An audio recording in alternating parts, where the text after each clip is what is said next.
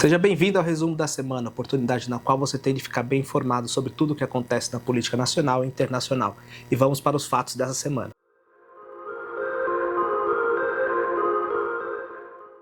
Essa semana começou com um assunto que já vem repercutindo já há algum tempo, que é o decreto do IOF. Como vocês já viram aqui no canal já há algum tempinho, o Lula por meio do seu ministro da Fazenda, Fernando Haddad, tiveram a ideia de aumentar o IOF, Imposto sobre Operações Financeiras. Normalmente é um imposto que incide, como o nome sugere, em operações financeiras como financiamento agrícola, seguro, financiamento imobiliário, transação internacional de câmbio, enfim. Esse aumento aqui, segundo Fernando Haddad, tinha como função atingir o pessoal do andar de cima, o pessoal da cobertura, e eu já fiz um vídeo aqui no canal dizendo que não é bem assim, porque toda vez que o IOF é cobrado na base, por exemplo, na letra de crédito agrícola para financiar a produção agrícola, obviamente esse produto vai sair mais caro e, consequentemente, aí o seu alface, a beterraba e todos os produtos decorrentes do agro também vão ficar mais caros. Então é um aumento polêmico que a Câmara encampou uma missão de derrubar. Inclusive, nessa semana, com uma maioria bem considerável, 346 votos por 97, a Câmara entendeu que o decreto legislativo para derrubar esse decreto teria de ser votado de forma urgente. Ou seja, quando há urgência, você dispensa que esse projeto seja analisado pelas comissões e pode ser votado direto no plenário. Apesar de que ninguém pode esquecer que o nosso Congresso, o rápido deles não é do mesmo rápido que a gente gostaria. Até porque a pouquinho para frente a gente vai ter o recesso parlamentar aí, então pelo menos 1 mês e meio sem trabalho por parte dos nossos deputados. De qualquer maneira, foi feita essa votação aqui com uma maioria bem expressiva para a derrubada desse decreto. E o Lula participou do Mano a Mano, um podcast que faz com o Mano Brown, e ele disse que não tem como é que ele disse? Não dá para ceder em relação à questão do IOF.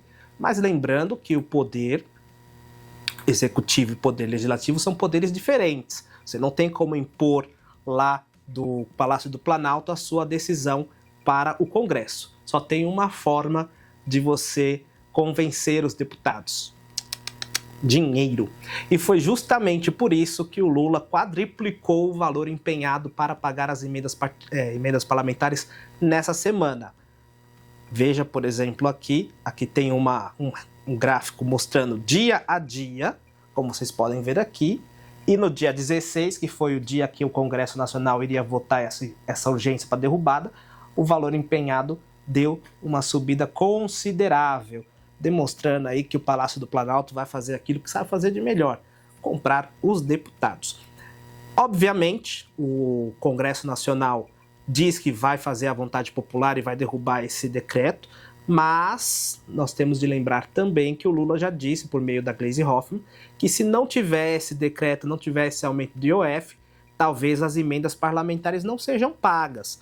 Então, assim, tem uma coisa que o deputado teme, é não ser eleito, isso é fato.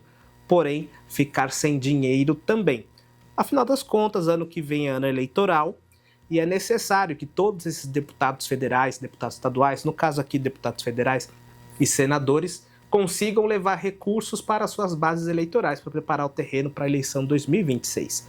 Então, emenda é um calcanhar de Aquiles. Existem as emendas que são impositivas, ou seja, que o executivo ele não tem condição de dizer não.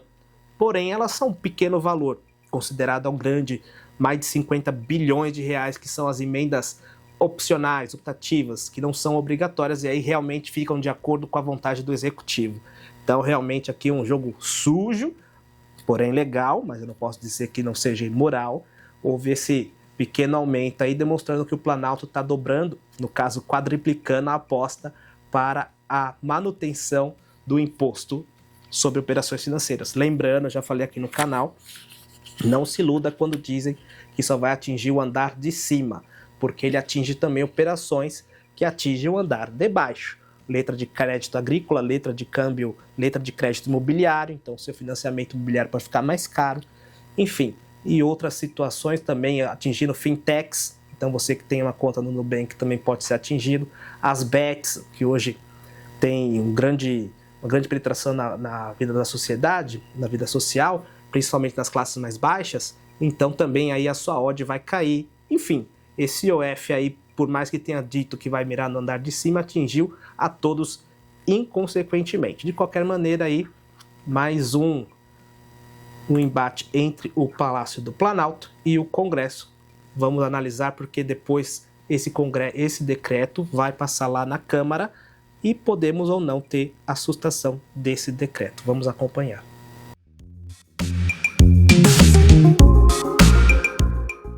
Essa semana também o ministro do STF, o Fachin, comemorou 10 anos de atuação junto ao Supremo Tribunal Federal. E na sua fala ele defendeu a contenção do STF para que ele não legisle. E aqui já temos falado há muito tempo, principalmente aqui eu gosto de falar muito sobre ativismo judicial, que acontece o seguinte, a lei diz A, o juiz diz que não é A porque ele não considera que deveria ser A e sim B. Então ele considera B. Isso é o ativismo judicial, isso é legislar. Quem tem que determinar se é A ou B, A ou B, é a Câmara dos Deputados, o Senado Federal, as casas legislativas dos estados, e os juízes julgam de acordo com as leis. Se ele não gosta, ele se candidata e mude a lei. Não na canetada muda a decisão. De qualquer maneira que o Fachin, que é um dos mais velhos já lá do STF, não é o mais, se não me engano, o mais velho é o Gilmar Mendes, mas já é um ministro que tem bastante tempo de casa, ele defendeu aí a contenção do STF para que o judiciário como um todo não atue de forma política. Ele disse inclusive a seguinte frase: somos servidores da Constituição, não nos cabe agir conforme, segundo nossas vontades pessoais ou pressões políticas. Ao direito, o que é do direito, e à política, o que é da política. Aqui realmente é uma frase que faz todo sentido. O judiciário, como a gente aprende na faculdade, ela é bouche de loi, é a boca da lei. A lei diz A, tem que ser A. Não gosto, me candidato e vou para o Congresso Nacional e lá eu passo por todo o rito legislativo democrático para mudar para B. Pode ser que ganhe ou não, mas não pode um juiz, na canetada, mudar a lei, como é o caso do Marco Civil da Internet, que não prevê a responsabilização das Big Techs, e o STF, por sua vez, canetou, e é isso aí. Quem não gostou, recorra, não tem para quem recorrer nesse caso. E é importante a gente mencionar, muito importante aqui, porque vai ter até uma consequência numa notícia futura, que o Supremo Tribunal Federal, quando se coloca como órgão político e não um órgão judiciário, ele então se sujeita a todos os ônus e bônus que é de ser um órgão político. Você fica sujeito, portanto, ao escrutínio da sociedade, aprovação e reprovação também das suas decisões populares, né? Então, realmente, precisa ter essa contenção. O STF não é um órgão político, pelo menos não deveria ser, não é o poder moderador, devia se resguardar ali em questão à constitucionalidade das leis. E só se ele atua como órgão político, sofre as consequências de todos os órgãos políticos. Inclusive, a gente vai falar um pouquinho mais sobre isso daqui a pouquinho. Mas, realmente, Fachin, não deixe o Poder Judiciário aí criar muita asa, porque, como diz Rui Barbosa, a pior ditadura é a do Poder Judiciário.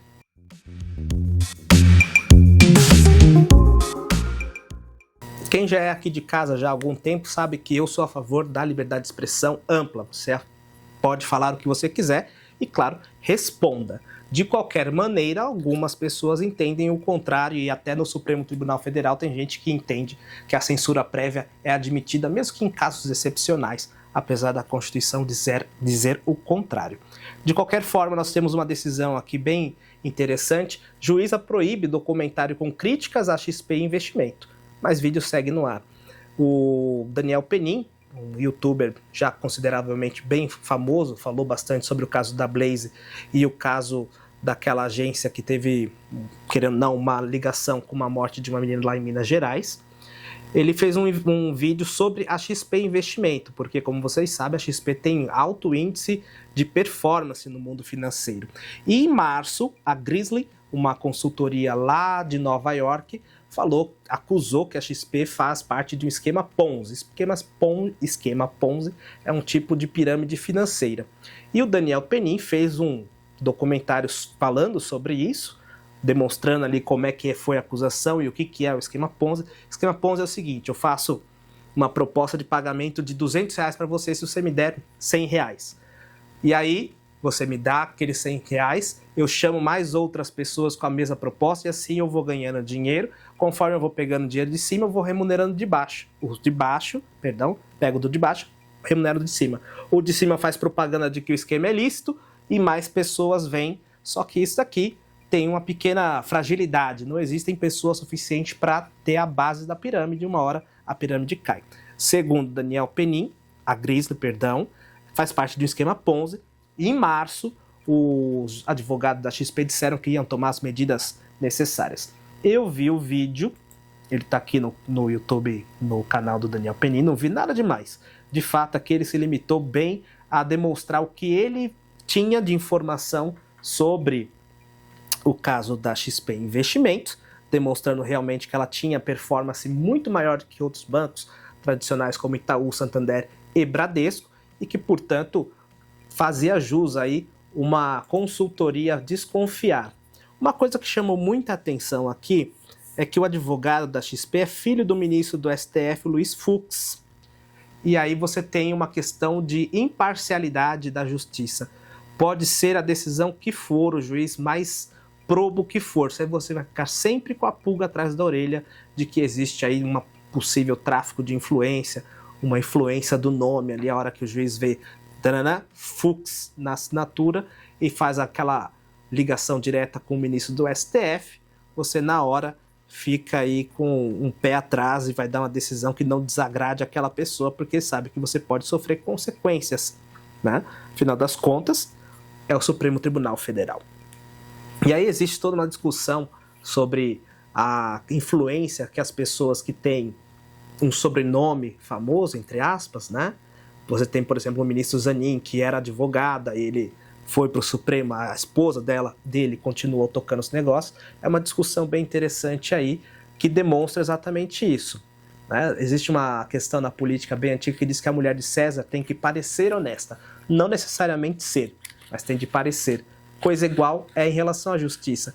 Quando você tem uma pequena e leve suspeita de tráfico de influência ou de influências indevidas, aí você perde toda a credibilidade da justiça e, consequentemente, você começa a questionar a imparcialidade dela, o que não é desejável para ninguém.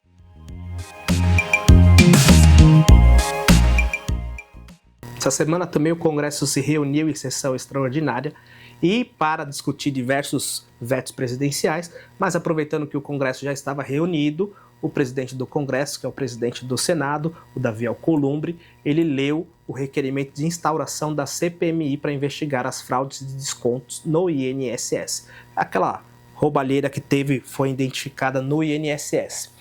Aqui, em relação à presidência, ficou firmado que vai ser o Omar Aziz, que é do PSD do Amazonas. Omar Aziz, em 2021, presidiu também a CPI do Senado da pandemia, então já é uma figura carimbada aí.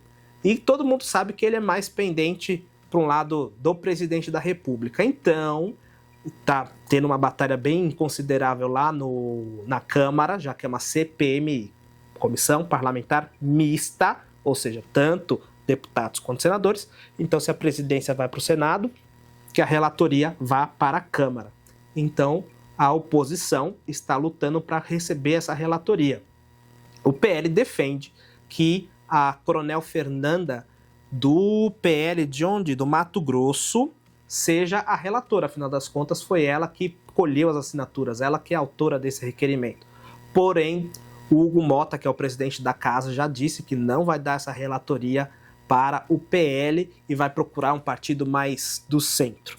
De qualquer maneira, aí, mais uma CPI criada, porém já começa com aquela ideia, com aquele cheirinho de que vai dar pizza, não vai dar em absolutamente nada. Afinal das contas, a CPMI é um instrumento da oposição para se investigar os atos do governo.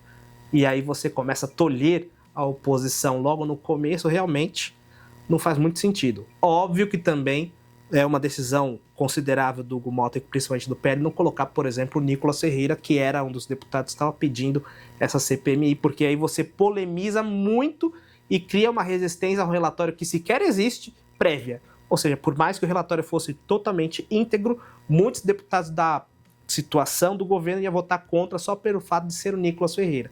Então existe realmente uma necessidade de composição, porém entregar toda a CPMI para um lado também não me cheira muito bem.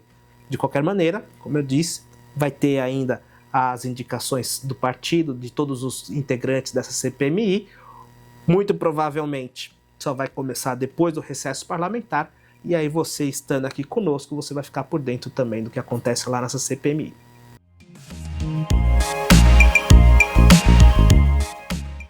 Nessa semana também o ministro Alexandre de Moraes, lá do STF, deu 48 horas para que o Google informasse os dados de quem fez o upload da tal minuta do golpe na internet.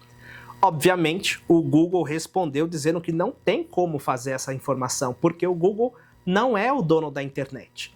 O Google não é o servidor universal. Se eu faço um upload de um arquivo no meu site, o Google não tem nada a ver com isso. O máximo que ele pode fazer é identificar que existe esse site e quando alguém pergunta para o Google alguma coisa relacionada a essa informação, ela faz a indexação e mostra nos seus resultados. Mas não, o Google não é o dono da internet, não é o servidor universal. Essa foi inclusive a resposta do Google para Alexandre de Moraes. E isso me demonstra o seguinte: nossos ministros do Supremo Tribunal Federal não têm conhecimento sobre como funciona a internet. E sabe o que é o pior? São esses mesmos ministros que vão regular as redes sociais. Então são pessoas que não têm conhecimento sobre como funciona a internet, vão se meter a regular. Já disse que não é regular, porque já existe uma regulamentação no Marco Civil da internet. Mas eles vivem dizendo que é uma terra sem lei. De qualquer maneira, são esse tipo de pessoas que vão regulamentar as redes sociais e a censura ali pesada. Eles realmente acham que a pessoa faz um upload na internet, uma terra gigante, e a Big Tech, o Google, permite, dá o luxo de permitir que alguém faça esse upload, sem que sequer o Google toma ciência da existência de um upload qualquer, né? Então, demonstrando aí o desconhecimento daqueles que vão se meter a regulamentar. Mais uma falha aí. E isso me demonstra, mais uma vez, que esse caso, como eu estou usando como exemplo do Marco Civil da internet, está sendo discutido lá no Supremo Tribunal Federal, deveria ir para o Congresso Nacional. São 513 deputados, futuramente 527, mais 81 senadores, justamente que tem a pluralidade da sociedade, tem pessoas que são da tecnologia, tem pessoas que não são, mas esse debate de todo mundo é que faz com que a gente siga um caminho menos ruim. De qualquer maneira aí, mais uma falha do STF.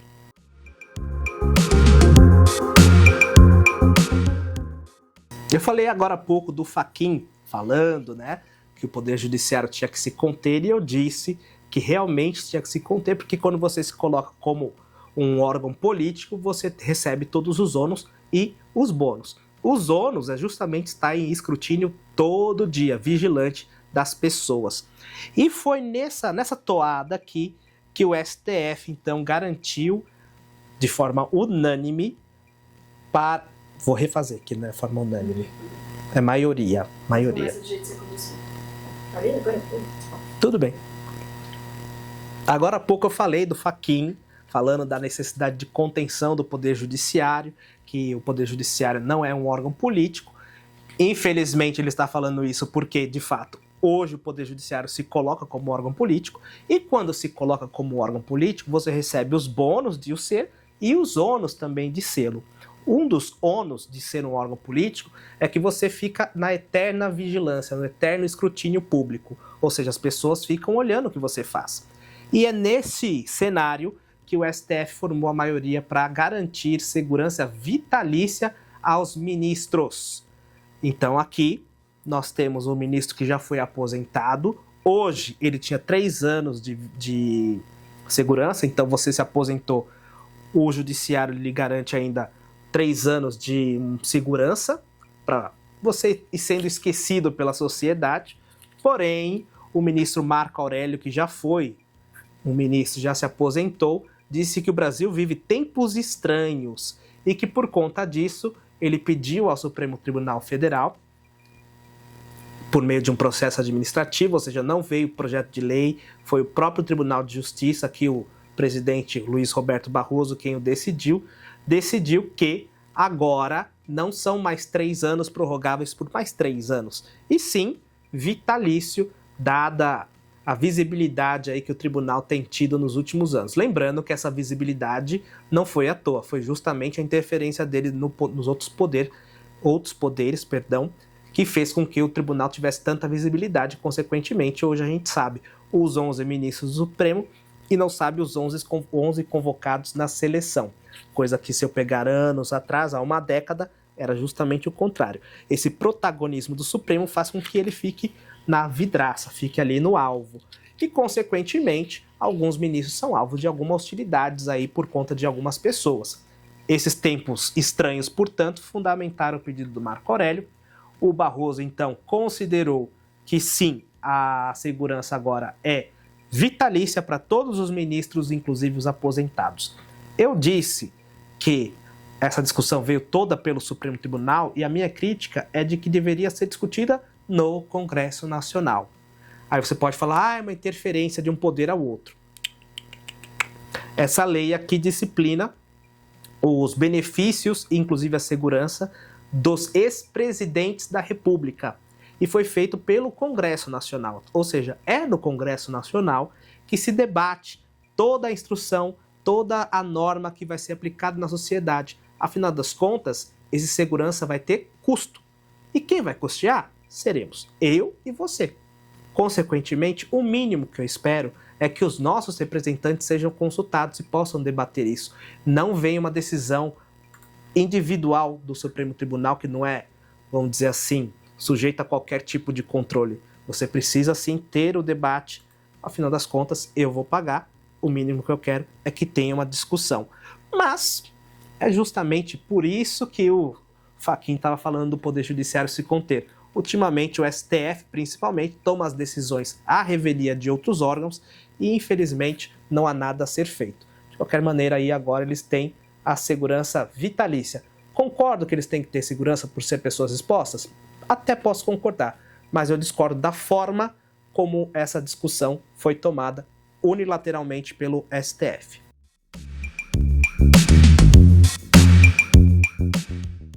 Essa semana também nós tivemos o anúncio da nova Selic, a taxa básica de juros do nosso país, que é estabelecida pelo Copom. O Copom é o Comitê de Política Monetária do Bacen, do Banco Central, e hoje ele é presidido pelo Galípolo, indicado pelo Haddad. E os juros, a taxa básica de juros subiu e está em 15%, é o valor mais alto desde 2006. Já esteve maior? Sim, já passou dos 40% lá no passado. Porém, desde 2006, nós tivemos uma relativa estabilidade, porém hoje vem demonstrando uma subida aí imparável. Tanto é que no passado próximo, os mandatos dos presidentes do Banco Central não são iguais aos mandatos dos presidentes da República. Então, o indicado por Bolsonaro assumiu, invade um pouquinho o mandato do Lula, o Lula indica um presidente do Banco Central, ele vai sair e o presidente do Banco Central continua até o próximo presidente da República. Então, não são iguais, eles não se encaixam. Consequentemente, nós tivemos um presidente indicado pelo presidente Bolsonaro durante o presidente Lula. E quando era esqueci o nome dele. Quando era o anterior, Campos Neto, tá aqui na minha colinha, Gleisi Hoffmann disse que o Copom mantém a sabotagem à economia do país e eleva ainda mais os juros estratosféricos. Irresponsabilidade total com um país que precisa e quer continuar crescendo. Isso aqui foi em novembro de 2024. Em novembro de 2024, a taxa Selic era de 10,25%. Se hoje, portanto, está em 15%, o Copom está sabotando a economia, mas o Copom agora está sob o comando do Galípolo, que foi indicado pelo Haddad. Então o Haddad está sabotando a economia? Ou só era interessante criticar nessa época porque o presidente Campos Neto era indicado por Bolsonaro? Isso aqui é uma narrativa bem considerável que a gente infelizmente tem de ver no nosso país, demonstrando que alguns políticos não têm interesses reais a não ser interesses eleitoreiros. A taxa alta é ruim para todos, independentemente de qual for a pessoa que está sentada na presidência da República e no Banco Central. De qualquer maneira, Gleisi Hoffmann que fez essa indicação de sabotagem, porém não falou a mesma coisa, só disse que que ele continua alto e é incompreensível que ele esteja alto. Porém, lá atrás ela acusou os juros altos de serem sabotagem à economia do país. E aqui é interessante saber o seguinte: com esse aumento, o Brasil passou para o segundo maior juro real do mundo. Segundo maior juro real do mundo. Não é o juros nominal, é o juros real. O que é o juro real? Juro real é os juros que você paga menos a inflação. Então, considerando isso, a Turquia está em primeiro lugar, Brasil, Rússia, Argentina, África do Sul, Indonésia, Filipinas, México. Só país cuja economia é muito frágil. Afinal das contas, os juros é justamente uma forma com a qual o país tenta atrair investimentos. Eu coloco um juros muito alto, o investidor fala, olha que legal, o Brasil está com juros de 15%. Vou colocar meu dinheiro lá, porque ele vai render. Porém, sempre me disseram o seguinte: não existe almoço de graça. Já que é para atrair o investimento, por que não colocam juros de 100%? Primeiro, porque se eu me comprometo a pagar um juro de 100% para você, uma hora eu vou ter que pagar um juros de 100% para você. Então não pode ser um juros aleatório. E em segundo, quando a esmola é demais, o santo desconfia. Por que um país está pagando mais juros do que o outro? Ele está tentando atrair, venha, deixa o dinheiro comigo. E isso indica um risco. Por exemplo, imagina que você é um investidor muito rico, muito rico.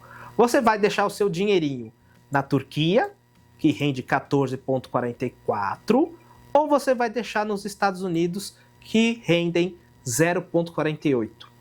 Ou talvez na Holanda, que é juros negativo. Você deixa seu dinheiro lá, você perde dinheiro.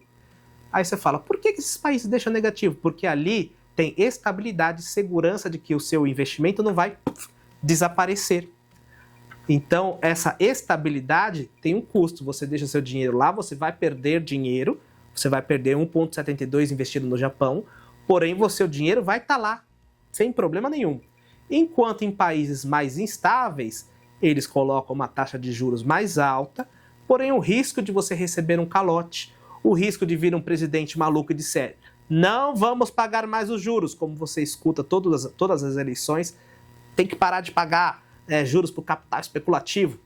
É isso, é exatamente isso que influencia os juros altos. Porém, a gente também tem que lembrar o seguinte, não só em relação a investimentos, tá? A Selic, obviamente, ela influencia o investimento, porém ela é a taxa de juros básica. Tudo que você falar de juros no país, você vai mexer com a Selic. Então, você vai tomar dinheiro emprestado, a sua taxa de juros não vai ser menor que 15% nunca, porque é a taxa básica. Também é uma forma de você controlar a circulação de dinheiro no país. Então, aumenta os juros, também tem consequência para a gente aqui, que não é da cobertura. De qualquer maneira, aqui, resumindo, mais uma vez o Copom aumentou e dessa vez não estamos aqui na presidência de Campos Neto. Pelo menos é o indício de que o Banco Central realmente é independente e também não está deixando se imiscuir aí com as questões políticas. Vamos aguardar, mas as indicações é que os juros vão continuar aumentando na próxima sessão do Copom.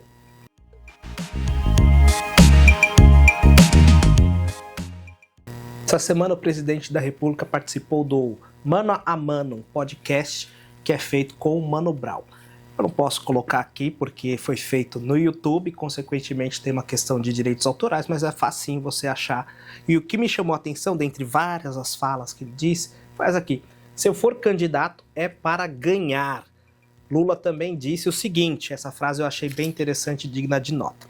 Eu, se estiver no momento eleitoral com a saúde que eu tô hoje, com a vontade que eu tô hoje, com a disposição que eu tenho, tá? Eu serei candidato para ganhar as eleições. Que a extrema-direita está procurando adversário? Está procurando. Eu vejo todo dia nome, eu vejo Tarcísio, eu vejo Ratinho, eu vejo Caiado, eu vejo Zema, todo dia. Não tem problema, pode procurar o candidato que eles quiserem. Se eu for candidato, é para ganhar as eleições. Aqui, já tem duas considerações. Uma que eu fiz e outra que eu venho escutando aí. A que eu venho escutando por aí é o pessoal lá dizendo que já está tudo combinado e que se o Lula sair é porque ele vai ganhar, porque já está tudo controlado. Isso aqui realmente falta um pouco de prova. Mas o que eu queria levar em consideração aqui é o seguinte, que a extrema-direita está procurando adversário, está procurando. E aí ele começa a nominar Tarcísio, Ratinho, Caiado, Zema.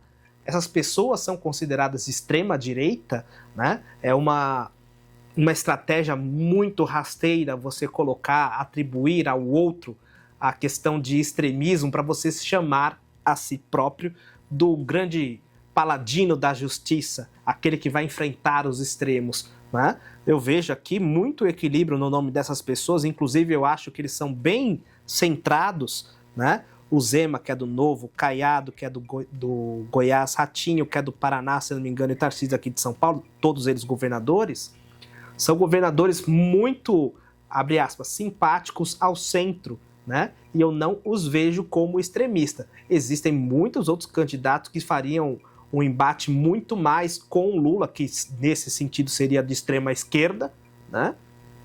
E aí demonstra também uma arrogância, né? Como uma pessoa ousa a declarar que é contra o meu governo, só se ele for mesmo extremista. Aí você tem a ideia de alguém que já está velho, não no sentido orgânico, nós vamos envelhecer, mas alguém que está velho nas ideias, né? Realmente pensar aí que qualquer um que ousar a discordar do governo é uma pessoa extremista, é uma relação, no mínimo, arrogante, porém foi uma declaração que não é minha, é do presidente da República, que vocês podem confirmar lá no Mano a Mano. Tem outras questões que ele falou aqui também, inclusive em relação ao IOF, que eu acabei de citar, que ele disse que é uma situação que não tem como abrir mão, e ele falou também aí que se não regulamentar as redes sociais, eles estão perdidos, né? Vale a pena dar uma olhadinha aí nesse podcast, não porque você vai ouvir coisas maravilhosas, mas porque você vai ver coisas que são realmente combatíveis. E demonstra aí alguém que já se perdeu lá no passado, esqueceu de dar um F5 e atualizar suas ideias.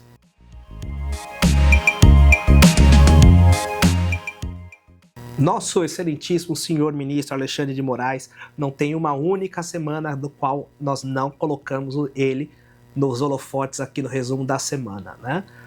Mas essa semana não vai ser diferente, o Alexandre de Moraes está aqui de novo. Moraes determina a investigação de juiz que determinou a soltura de um dos réus do 8 de janeiro. Se lembra aquele cidadão que quebrou um dos relógios antiquíssimos lá de Brasília? Se não me engano tem foto do relógio aqui, não tem? Mas de qualquer maneira você muito provavelmente vai lembrar dessa cena no qual uma pessoa quebrou um relógio lá no Palácio do Planalto, um relógio histórico. Ele foi condenado a 17 anos de prisão. Não sei se vocês sabem, mas toda vez que existe um processo penal, você é condenado por um juiz de direito, juiz criminal, e depois do trânsito em julgado, você é encaminhado para um juiz de execuções penais. E o juiz de execuções penais é o que fica responsável, portanto, de fazer cumprir aquela pena que foi dada pelo outro juiz. Um juiz, no caso aqui de Uberlândia, era o juiz de execuções penais, ele recebeu um pedido de progressão de regime dessa pessoa que foi o cidadão, o Antônio Cláudio Alves Pereira. Perdão. Ele fez esse pedido e o juiz acolheu, fez a progressão dele do fechado para o semiaberto. O Alexandre de Moraes não gostou nada disso, revogou a medida, ou seja, determinou que ele voltasse a cumprir a pena em regime fechado e, não contente, mandou abrir uma investigação policial contra o juiz. Olha que maluquice, gente. Agora o próprio Poder Judiciário está se autofagocitando, perdão pelo pleonasmo, né? Mas isso aqui demonstra uma gravidade muito grande. Um juiz está sendo responsabilizado, está sendo investigado aqui, pelo menos policialmente, né? Está tendo uma investigação policial por interpretação. Olha que loucura. E não era justamente o Supremo Tribunal Federal dizendo que não existe crime de interpretação? E eu vou te dizer o porquê que é crime de interpretação. Para você ter o regime progredido, você tem que cumprir alguns requisitos, como bom comportamento, etc., e outros mais objetivos, como é o tempo de cumprimento de pena. O básico, o normal é 16%, que é 1/6 da pena. Então você cumpriu 1/6 da pena, você pode pedir que o regime tenha essa progressão, do fechado para o semiaberto, do semiaberto para o aberto. 16% é pouco? Eu acho que sim.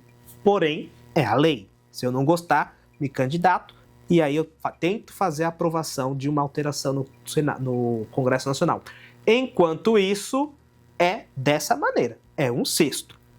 Porém, o Alexandre de Moraes entende que nesse caso houve uma violência ou grave ameaça no cometimento de crime. Então, nesses casos, o tempo necessário para fazer a progressão de regime é de 1/4, 25%, e não os 16%.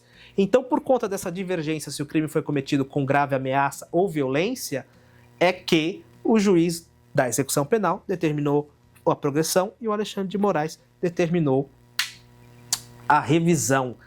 E o Alexandre foi bem arrogante aqui, dizendo que não houve nenhuma... Aqui, ó. O juiz proferiu decisão fora do âmbito da sua competência, não havendo qualquer decisão dessa Suprema Corte que lhe tenha atribuído a competência para qualquer medida, a não ser a mera emissão do atestado de pena. Então, meu caro Moraes, de novo, sempre falo, meu professor, tenho o maior respeito a ele, porém, ouso discordar. A Suprema Corte não tem que delegar nenhuma competência ao juiz de execução penal. A lei, a LEP, Lei de Execução Penal, já atribuiu a ele essa competência. E aí realmente houve uma discordância de interpretação da lei. E quando os juízes têm interpretações diferentes, eles reformam as decisões. Só no caso aqui, como ele ousou reformar uma decisão, entre aspas, do Alexandre de Moraes, vai ser alvo de uma investigação policial. Não vou falar que isso aqui está sendo a maior das... Não tem nem palavras para isso. Da maior das ilegalidades que o Alexandre de Moraes comete, mas novamente aqui é mais um indício de que alguém está perdendo a mão lá no Supremo Tribunal Federal. E eu espero, de verdade, que em 2026 a gente tenha condição de dar uma reformada no Senado para voltar à institucionalidade. E aí voltar à questão que o Fachin estava falando. O Supremo Tribunal Federal deixasse de se qualificar como órgão político e voltar a ser um órgão jurídico. É isso que eu espero. Vamos aguardar e acompanhe a gente aqui. Vamos ver o que vai acontecer.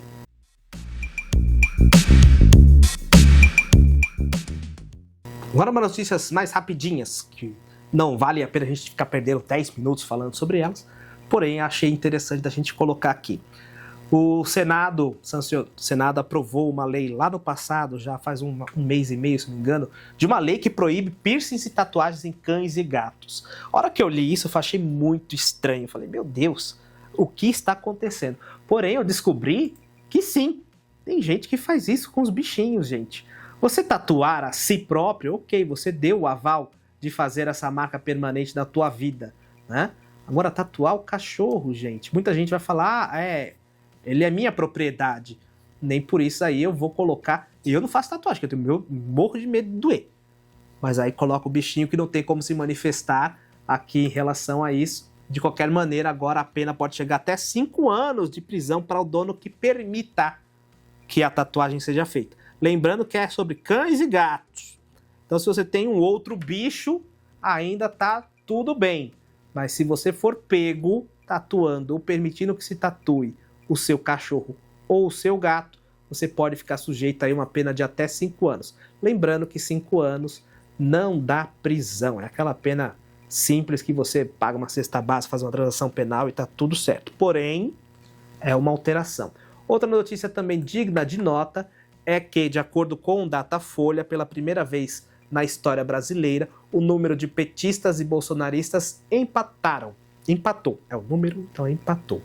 Essa pesquisa vem sendo já faz um tempinho, como vocês podem analisar aqui nesse gráfico. Desde 2022 foi feita essa análise e o número de petistas e bolsonaristas sempre ficava ali por volta dos 40 e dos 30. Porém, hoje deu um empate aqui em 35%.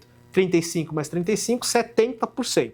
Sobram outros 10%, ou outros 30%, distribuídos da seguinte maneira. Neutro, 20%, não sábio nenhum, 9%, dando 99% aí da população, mais as décimos você chega em 100%. Isso demonstra o seguinte, que, novamente, é o centro que define as eleições. Por quê? O petista vai votar no Lula, o bolsonarista vai votar no Bolsonaro, obviamente. Então, os esforços nas eleições é de convencer esse neutro, que é considerado a pessoa de centro, a votar em um dos dois, porque 35% não decide a eleição, tá? Ainda que eu desconsiderasse tanto o neutro quanto os incertos, daria empate. Então, a necessidade aí de você convencer os neutros, e é justamente por isso que nas eleições, as pessoas que estão candidatas, elas querem se mostrar mais centrados, não pessoas extremistas, porque querem atingir justamente esse público que é mais neutro. Mas aí demonstra também que a maioria da população ainda está nesse, vamos chamar assim, centro, não era essa palavra, nesse ciclone que é a polarização. Vamos dizer que inviabiliza uma terceira via? Sim, viabiliza, porque com esses 30% também não ganha a eleição, né? Então realmente é um dos dois candidatos. Infelizmente, eu acho que a existência desses dois candidatos e a eleição desses dois é um desserviço para a população brasileira e para o nosso país. Porém, a democracia é o governo da maioria. Eu talvez esteja rondando aqui entre um e outro, mas é esse daqui que no final das contas vão decidir. De qualquer maneira, sigamos. Olha que notícia maluca. Olha que notícia maluca. Um soldado da PM é preso em hospital militar após chamar um superior de você. Ele cometeu crime gravíssimo de se referir ao superior não como capitão, e sim como você. E por conta disso, ele foi preso. De acordo com a notícia aqui pertinho da gente, no Tucuruvi, tem um hospital militar, e o soldado foi lá como paciente, não como soldado, apesar do hospital ser militar. E lá, ele não estava, portanto, sujeito àquelas regras rígidas de hierarquia da polícia militar, e ainda que estivesse, né, chamar alguém de você não é nada desrespeitoso. Talvez lá na década de 40, de 30, ainda o era.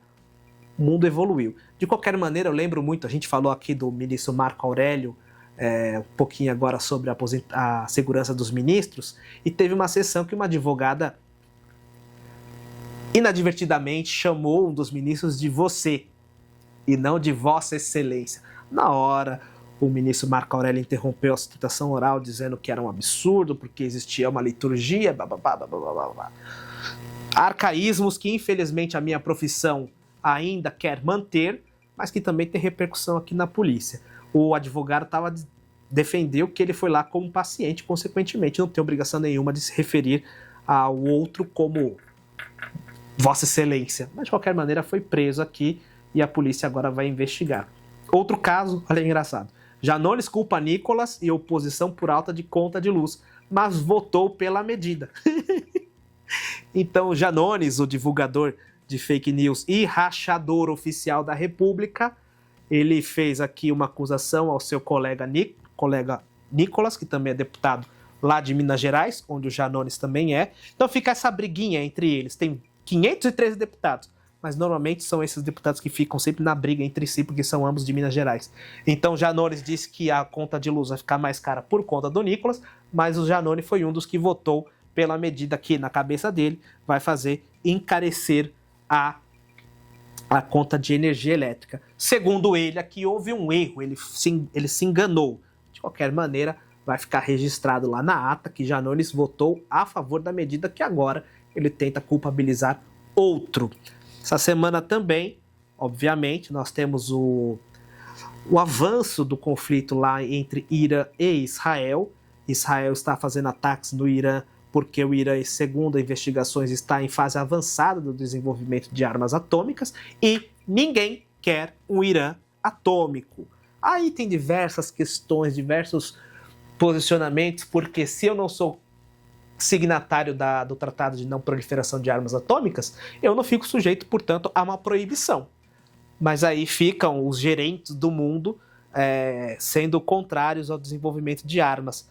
Você tinha, por exemplo, uma situação parecida com a Coreia do Norte. A Coreia do Norte tem um vizinho muito forte que não deixa ninguém tocar na Coreia e, consequentemente, o programa nuclear da Coreia do Norte teve êxito e hoje a Coreia do Norte é um país nuclear. Talvez ninguém fale isso em relação ao Irã. Por quê? É um país que está localizado, é um país muito antigo, obviamente, e diferentemente do que pensam lá, ele não é um país árabe, ele é persa, tanto que o nome do Irã no começo do século passado era Pérsia. Eles são persas, diferentes dos outros. Então até os próprios vizinhos também não veem com muitos bons olhos o Irã. A própria Arábia Saudita, que é sunita, quer ser a grande potência da Arábia, não quer o Irã nuclear. O Iraque, vizinho do Irã, não quer o Irã nuclear, porque já no passado já declararam guerra.